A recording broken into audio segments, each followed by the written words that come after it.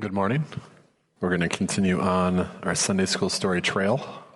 Today's sermon title is No Lifeguards on Duty, and we're going to talk about the Red Sea parting and crossing. We're going to talk about the start of the journey of the Exodus. And of course, there's always lessons that we can take out of the journey. Lessons right away in the first paragraph. And so that's where we're going to go today. I'm just going to start with reading Exodus 13 to finish it up. We left off with the plagues. The plagues had finished. The Hebrew people were leaving Egypt. They were leaving with their loot that they had received as they went, and they were heading forth into the desert. And when Pharaoh let the people go, God did not lead them by the way of the land of the Philistines, although that was near. For God said, lest the people change their minds when they see war and return to Egypt. So we'll stop right there. God has a plan for all of us, and sometimes we're just not ready. And he knew these Hebrew people, and he knew they were not ready for the direct conflict with the Philistines. They could have made what a lot of people say is like a 30 to 40 day journey just straight up to their land, and that would have been it. But they were not ready. And so this is even before he's like, you're going to give me another 40 years. This is just him knowing his people, knowing this is not going to work for us. And so for a lot of people that feel sometimes like they're ready to go fight, ready to do this, they're ready to do that. God, why aren't you just doing this? He knows you. Maybe you're not ready. Hate to be a downer, but sometimes you're just not ready. And in the case of these people who are coming out of Egypt, after they had just seen God do everything he did, like hours and a day of darkness and just crazy things, like we get all baffled over like, ooh, the eclipse came, there was 3 minutes of darkness. We're like, that's really cool. 3 minutes-ish, depending on where you're at. And we think that's the greatest thing in the world. And like they were dark for a long time. And they knew Yahweh had that power. And God's like, they're still not on board with going direct and going right to war. So he's got to harden them a little bit. And I don't know if I would call it harden them as much as toughen them up, because we use the word harden when we talk about Pharaoh's heart again today. So maybe I won't use that. They got to be toughened up a bit, and they have to see more of what Yahweh can do. I don't know. They've already seen a lot. I don't get it, but I know that I am human just like they are human, and I could be in that same boat. But God led the people around the way of the wilderness toward the Red Sea. And the people of Israel went up out of the land of Egypt equipped for battle. Well, wait a second. They weren't ready to battle, they said. Yeah, they might have had the stuff to battle, but they were not ready to battle. And Moses took the bones of Joseph with him, for Joseph had made the sons of Israel solemnly swear, saying, God will surely visit you, and you're going to carry my bones up with you from here. And they moved on to Sukkot and encamped at Etham on the edge of the wilderness. And Yahweh went before them by day in a pillar of cloud to lead them along the way, and by night in a pillar of fire to give them lights, that they might travel by day and by night. And the pillar of cloud by day and the pillar of fire by night did not depart from before the people. So it was consistent. It wasn't just something that showed up every once in a while. We don't know where to go. Poof, there's the cloud. I don't know how it transitioned from cloud to fire. I don't know. It would probably been really cool to see. Again, another sign and wonder that they were witness to. Keep in mind, it says that Yahweh went before them, because we're going to come back to that later as we go about. I'm kind of talk about it right now. Let's do a little flashback to the burning bush incident. Moses said to God, who am I that I should go to Pharaoh and bring the children of Israel out of Egypt? And he said, but I will be with you, and this will be a sign for you that I have sent you. When you have brought the people out of Egypt, you shall serve God on this mountain. Okay, I will be with you. I will be leading you. Remember, we talked about the burning bush already. We talked about how the burning bush, it says that Yahweh was in the burning bush. Then it says that the angel of Yahweh was in the burning bush. We were trying to figure out how that all works. We're going to get the same scenario today on their journey. Here's a little cheat sheet from Jude. Jude 5 says, now I want to remind you, although you once fully knew it, that Jesus, who saved a people out of the land of Egypt, afterwards destroyed those who will not believe. So who was it? Who led them out of Egypt? Was it Yahweh or was it Jesus? It was both, yeah. We start to see the binatarian view that some Jewish people held on to, and you can see where they get it. It develops into the Trinitarian view with the introduction more of the Holy Spirit, though we see the Holy Spirit back in Genesis 1. So it's always there. But this idea that there's Yahweh, who no one is supposed to see, and then there is this messenger of Yahweh that we're allowed to see. So there's that whole thing that's still going on. And in Exodus, we're going to see it all the way through. I don't know how well you can see the map. Here's where it gets tricky with the Exodus route. We're going to look at some of the stuff here. We can get a good idea of on their route is nobody really knows the exact route. There's reasons we don't really know the exact route. Part of the reasons we don't know the exact route is that place names change over thousands of years. Remember, this incident takes place 3,000-ish years ago, maybe over 3,000-ish years ago. We don't know exactly because people fight over when the Exodus took place. Who was the Pharaoh at the time? Was it one of the Tutmoseses or was it one of the Ramses? Cartoons say Ramses. Scholars say Tutmoses. We don't know. But it's going to happen at different times, depending on where you believe. Same thing kind of happens with places in the wilderness. And so as we go through this Red Sea story, we're going to talk about some of the things that people like to say are tripped up and confusing, and they like to point out that they're errors in the Bible. We're going to talk about those things today. We do know that they start in Goshen. We know that that's where they were very safe within...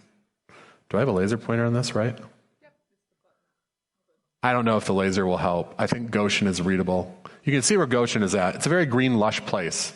It's up there where the Nile is spreading out and everything is fertile and wonderful. And so that's where they're starting from regardless. The question is, do they go down along what we would call, well, what's now the Suez Canal, but back then would not have been the Suez Canal, which would have just been the Gulf of Suez.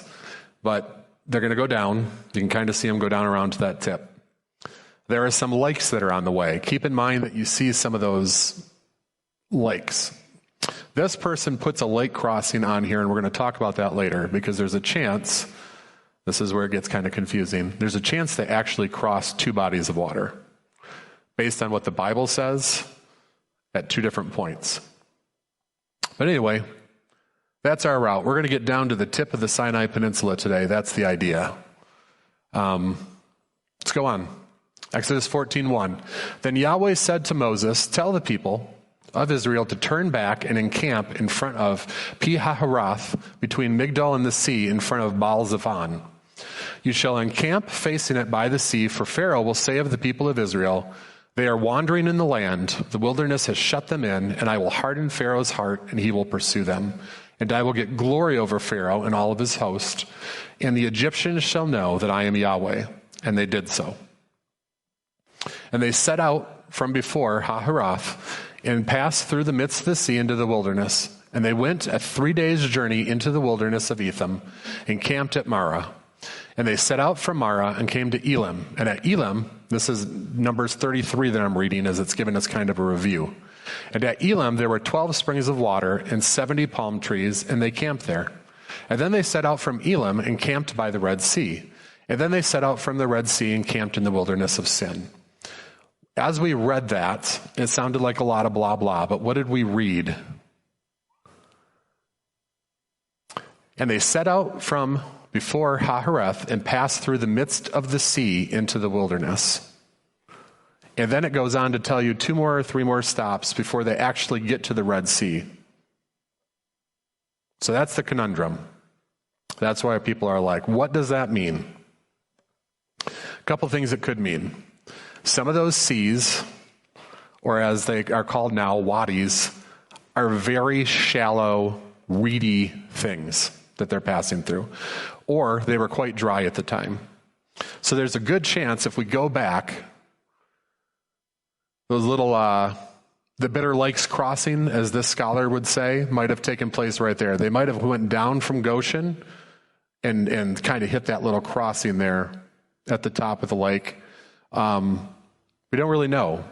We just know that Numbers refers to it as they've already crossed the water. When it recounts the journey, they've already crossed the lake before they even get to the Red Sea. And that's why scholars go back and forth, and we don't exactly know for sure where they crossed and what it was. Does that make sense, even though it doesn't make sense? Okay. So that's one of the things that people like to point out and try to attack these passages about, is that. So here we get down a little bit further to the actual tip of the Suez Canal, and where the Suez comes down, the Gulf of Aqaba come down, and then this is all the Red Sea. So both Gulfs are part of the Red Sea. So when they say they crossed the Red Sea is a big sea. It's got a lot of stuff going on. I'm going to talk a little bit about the Red Sea, and if the Bible actually even uses the word Red Sea, which is fun. So you have the Gulf of Suez here, which they already came down. They probably crossed one of the lakes up above. That's what people think. So they've already crossed like a tributary of the Red Sea to get down to the camp by the Red Sea. Here we are in the tip of the Sinai Peninsula. They're going to suggest on this map that that's where they go across the water right there. Again, when we think about these things, we also have to think about that geography and waterways have changed a ton in 3,000 years. They do not look the same when they do archaeology digs and they find all these sea things that are up further than they would normally be at times, and then they can actually get out into there. And sometimes in the Red Sea, you can even find ruins of old villages that were there where now the sea is up over. So, like I said, time changes everything, so we're just trying to gauge this.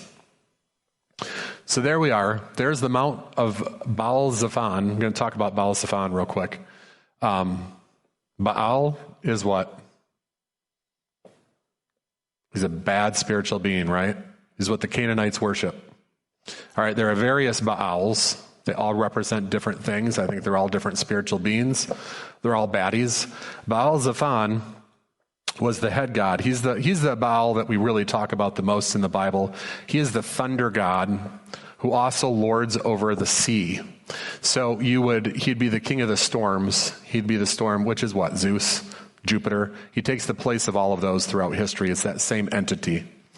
And they worship him and they create places for him at different points, different temples. One of the temples is sitting right there on that island of Mount Turan, and it is the temple of Baal Zephon.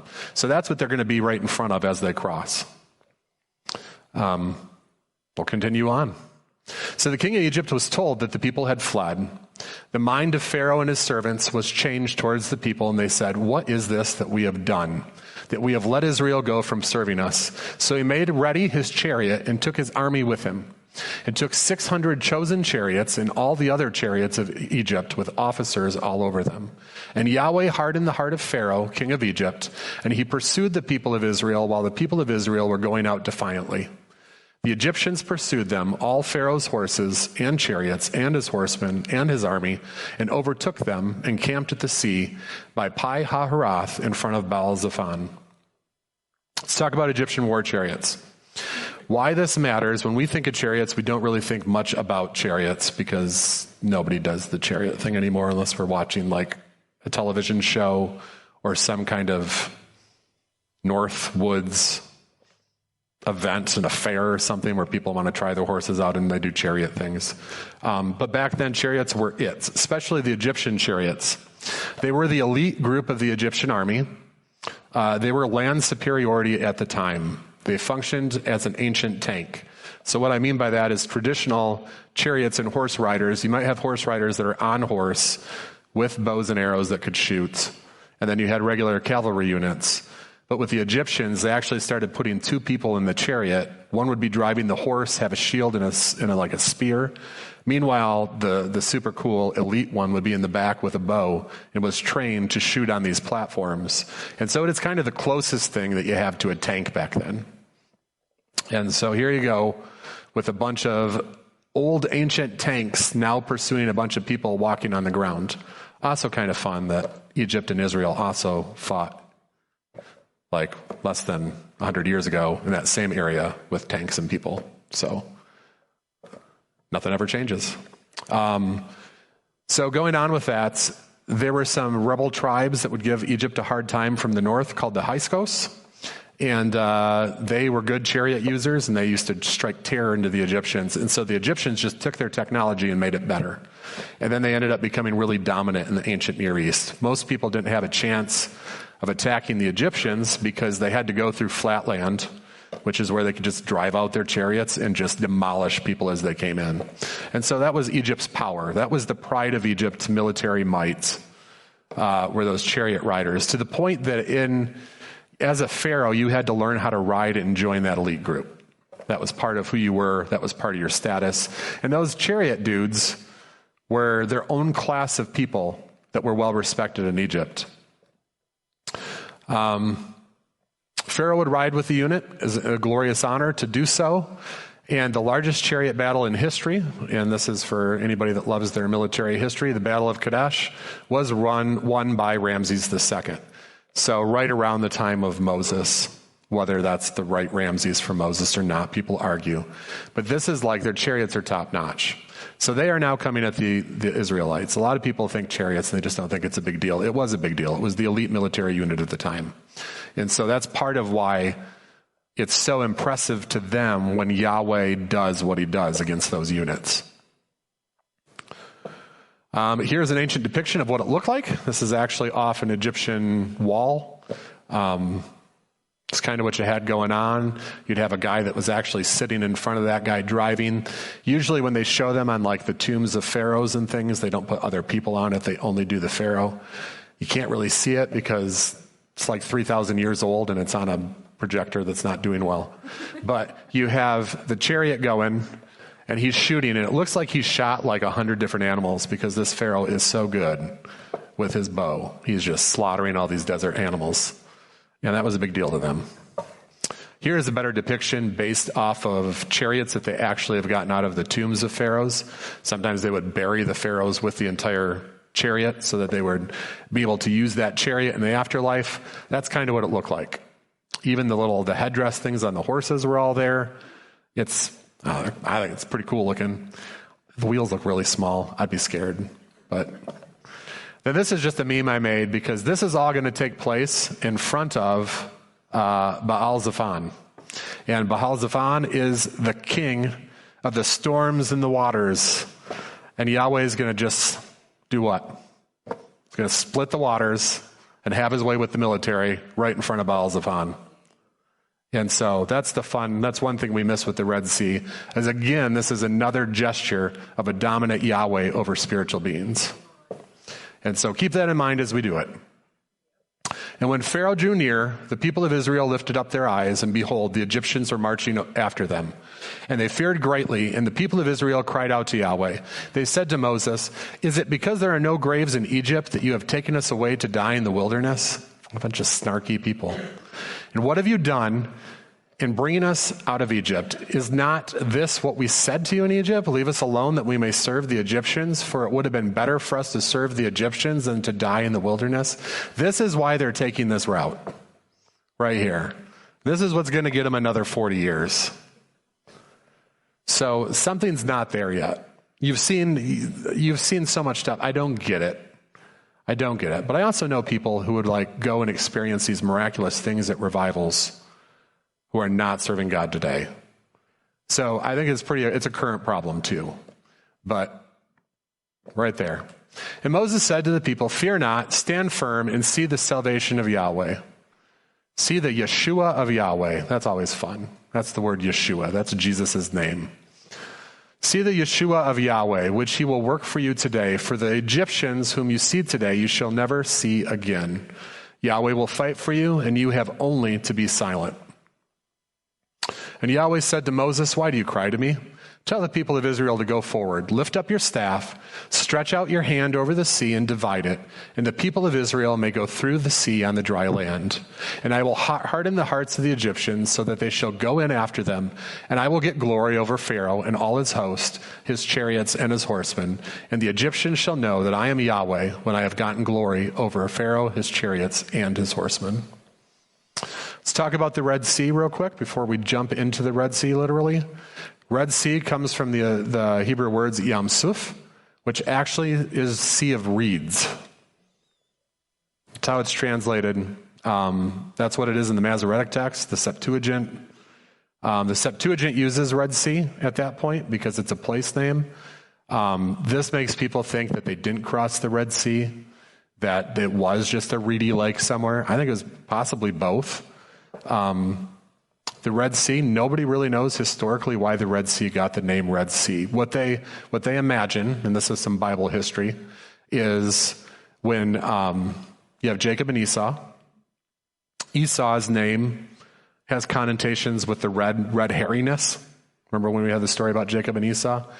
Esau goes down and he forms the nation of Edom. And Edom means red. And so what they think is that at that time, the Edomites had controlled that part of the Sinai Peninsula and they were also in Arabia, the Arabian Peninsula. So they think that because they were dominant in that area at the time, that they referred to it as the Red Sea because of that. It has nothing to do with the color of the sea. I think it has to do probably with Edom. But again, we don't know. We just know that at a certain point in history, they start referring it to the Red Sea. However, the Hebrew in the Bible does refer to it as the Sea of Reeds. So there's that. I don't know what to do with that. The other thing that's fun is it might not be reeds, because you got to remember ancient Hebrew doesn't have vowels. And so you have to place the vowels in there to get it. So instead of the Sea of Reeds, it could actually be translated Soph instead of Soph, and that would be the sea at the end, which also would make sense because it is the sea at the end of the Sinai Peninsula. So it could be the sea at the end, and they're just referring it as the sea at the end. Or it could be the Sea of Reeds. We don't know. Both work. Both don't take away from the miracle of what Yahweh does. But like I said, some people use these little things to try to poke holes, and just acknowledging that there's these inconsistencies there as far as translation stuff doesn't really matter because the gist of the story is there. Exodus 14. Then the angel of Yahweh, who was going before the host of Israel, moved and went behind them. Okay. I thought it was Yahweh that was leading them. Now it's referred to as the angel of Yahweh, who was going before the host. Moved and went behind them, and a pillar of cloud moved from before them and stood behind them, coming between the host of Egypt and the host of Israel. And there was a cloud and the darkness, and it lit up at the night without anyone coming near the other all night. So that's fun. So Pharaoh's on them. Pharaoh gets there. And a lot of times we don't really get this depicted very well in our movies and our cartoons. But there is a giant wall of fire. You could call it the world's first firewall. But there was that going right there. So they had a wall of fire there. And that gave them time, right? Because sometimes we watch these stories as it's done, and it's like Moses just touches the water. It doesn't say Moses touched the water. It says Moses held his staff up, number one. But it's just instantaneous. I don't think it's instantaneous. Let's continue reading. And it lit up the night without one coming near the other all night. Then Moses stretched out his hand over the sea, and Yahweh drove the sea back by a strong east wind all night and made the sea dry land. And the waters were divided. So this sounds like a whole process of this giant wind coming in and doing this. I don't know if this was an instantaneous thing. That's what we depict. Kind of sounds like it was a strong east wind all night. They had to divide it. Fire in the back. So, okay, you're the Israelites. You're seeing this happen, and you're still going to be super snarky about things. But that's what's happening. So they've got that going. And the people of Israel went into the midst of the sea on dry ground, and the waters being a wall to them on their right hand and on their left. And the Egyptians pursued and went in after them into the midst of the sea. All Pharaoh's horses, his chariots, and his horsemen.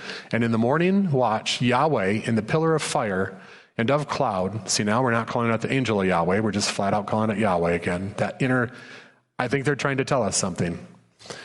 And in the morning watch, Yahweh in the pillar of fire and of cloud looked down on the Egyptian forces and threw the Egyptian forces into panic, clogging their chariot wheels so that they drove heavily.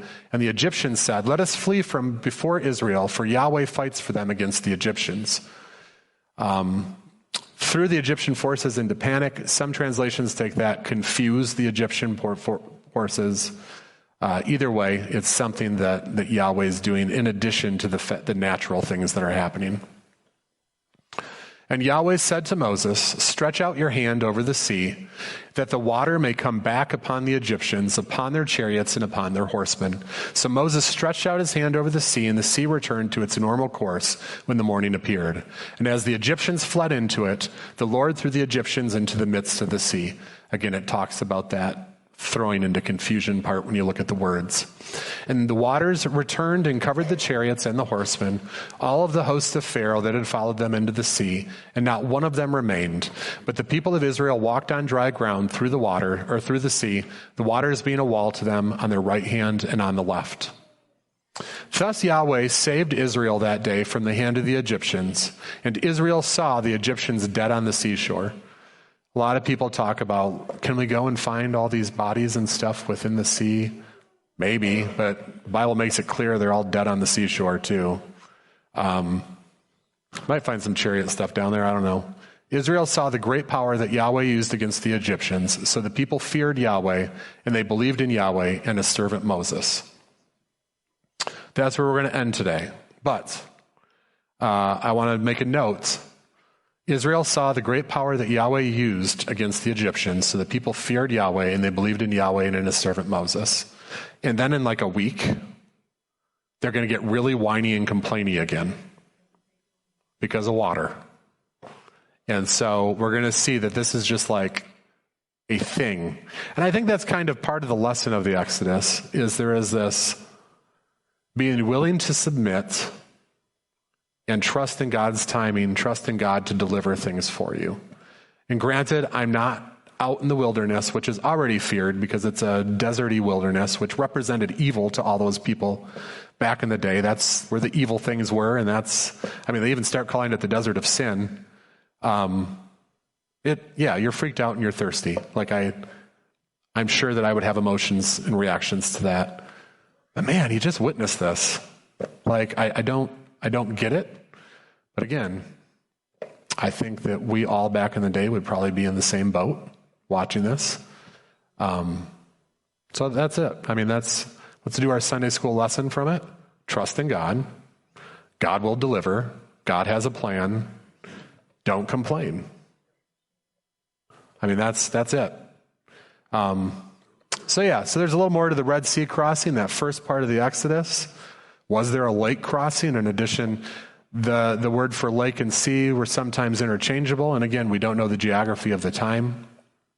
Could be that they were wading through water to get across to the Sinai Peninsula, the top of the Sinai Peninsula, through something in the Gulf of Suez. We don't know. That's how I make sense of the Numbers thing, where it talks about crossing the sea even before they got to the Red Sea. That's just kind of where I'm at. But again, we don't really know. But hopefully that gives you a little more about the whole crossing of the Red Sea. I like the image of Yahweh as fire in the back protecting the Israelites. That to me is like, that would be, I want to see the parting of the sea, but that whole firewall thing that's pretty cool. And I like that there's that hand of protection there while he's also working out front. Because sometimes we don't see that when we're doing things. We know, we can tell that there's some protection, but while he's protection, he's also doing this. And that's the God we serve. He is a multitasker. Infinitely multitasking. With that, let's pray. Lord, help us. Help us in all of our weakness and whininess when we come to you at times. Help us to remember those things that you've done for us, those moments in our life where you came through, those moments in our life where we could see the protection, those moments in our life where we could see the provision happening. Lord, remind us of those times when we get weak and whiny. Jesus, we thank you. We thank you for what you did. We thank you for what you were doing back then. And we recognize that you as pre-existent God, already with Yahweh, doing the things that you were doing.